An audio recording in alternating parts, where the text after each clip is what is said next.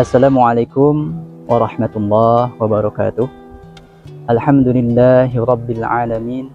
Wassalatu wassalamu ala asrafil anbiya'i wal mursalin wa ala alihi wa sahbihi ajma'in.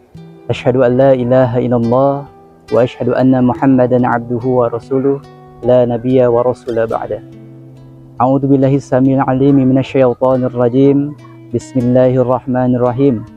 Ya ayyuhalladzina amanu kutiba alaikumus syiyam kama kutiba alal ladzina min qablikum la'allakum tattaqun. Sahabat kurma, marilah kita bersyukur kepada Allah Subhanahu wa taala atas segala nikmat yang telah Allah Subhanahu wa taala beri kepada kita. Sahabat kurma yang sama-sama mengharapkan ridha Allah Subhanahu wa taala. Begitu banyak keajaiban di bulan Ramadan ini.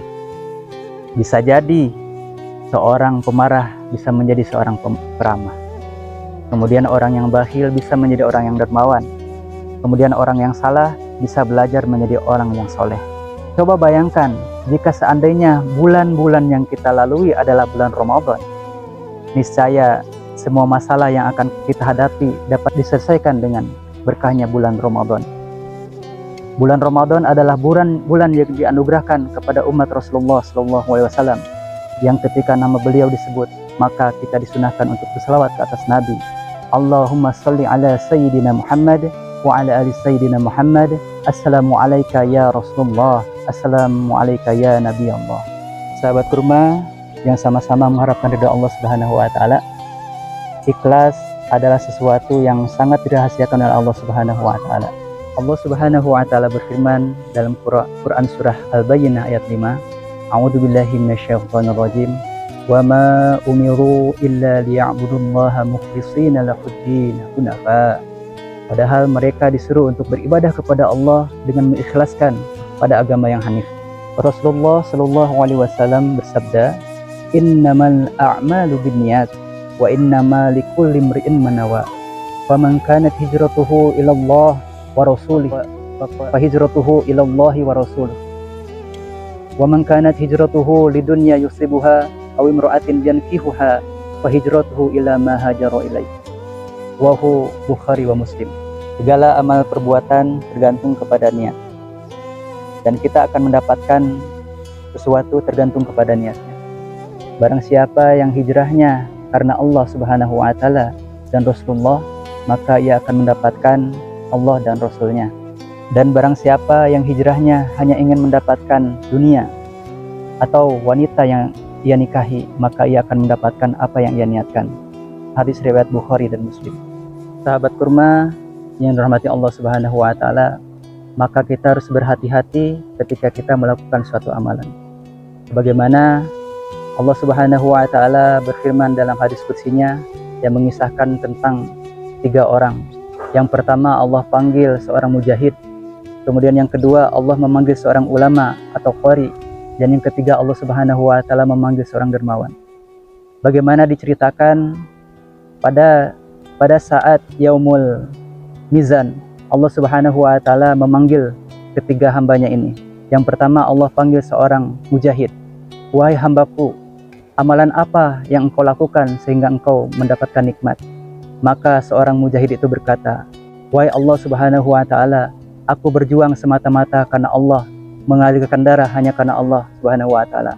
Maka Allah Subhanahu wa taala berfirman, "Kadzabta, kamu berdusta. Sesungguhnya kamu berperang di jalan Allah hanya ingin disebut sebagai pahlawan, dan kamu sudah mendapatkannya."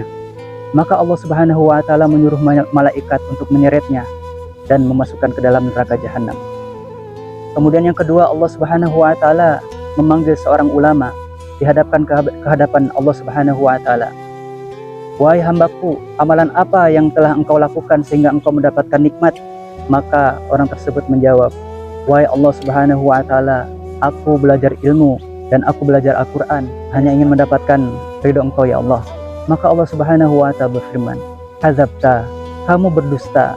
Kamu belajar ilmu hanya ingin dipanggil sebagai ulama, dan kamu belajar Al-Quran hanya ingin disebut sebagai qari." Maka Allah Subhanahu wa taala mencampakkannya ke dalam neraka jahanam. Kemudian Allah memanggil orang yang ketiga, yaitu orang yang dikaruniakan oleh Allah Subhanahu wa taala harta yang banyak. "Wahai hambaku, Amalan apa yang telah engkau lakukan sehingga engkau akan diberikan nikmat oleh Allah Subhanahu wa taala? Wahai Allah Subhanahu wa taala, tidak ada harta dariku kecuali aku infakkan di jalan engkau ya Allah. Maka Allah Subhanahu wa taala berkata, kadzabta, kamu berdusta. Kamu menginfakkan harta di jalan Allah hanya semata-mata ingin disebut sebagai dermawan, dan kamu setelah mendapatkannya. Maka Allah Subhanahu wa taala memerintahkan malaikat untuk menyampaikannya ke dalam neraka. Maka sahabat kurma yang dirahmati Allah Subhanahu wa taala, jangan ada sebiji zarah pun ada dalam niat kita hanya ingin mendapatkan pahala dari manusia atau pujian dari manusia. Karena yang namanya pahlawan itu adalah gelar manusia, dermawan itu adalah gelar dari manusia, bahkan seorang mujahid atau seorang syuhada adalah gelar dari manusia. Tapi belum tentu dia akan mendapatkan ridho dari Allah Subhanahu wa taala, karena Allah yang mempunyai atau Allah yang tahu bagaimana hati ini bergerak, bagaimana hati ini, apakah karena Allah atau ingin mendapatkan pujian dari orang. Maka sahabat kurma yang dirahmati Allah Subhanahu wa taala, bukan berarti kita tidak boleh bercita-cita menjadi seorang mujahid. Bukannya tidak boleh kita menjadi seorang ulama atau tidak boleh kita menjadi seorang yang dermawan. Itu adalah niat kita, tapi pada intinya kita harus lakukan itu semata-mata karena Allah Subhanahu wa taala. Sahabat kurma yang dirahmati Allah Subhanahu wa taala, maka benang merahnya adalah bagaimana kita mengikhlaskan diri kita.